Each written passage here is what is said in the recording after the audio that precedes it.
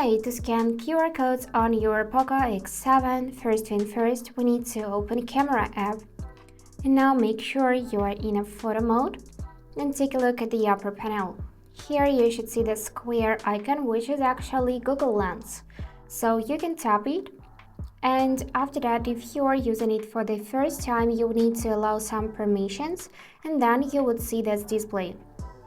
So on the bottom of the screen, you can see some functions such as translate, search, or homework.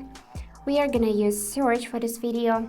And now we need to take our QR code, point the camera at it, and press this white button to search.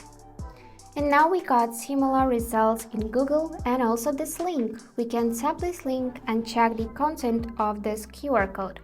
As you can see, my QR code was from Xiaomi user manual, so now I can see this me.com website and user guide. And that's it for today. If you enjoyed this video, please subscribe, like and comment. And I wish you all the best. Bye bye.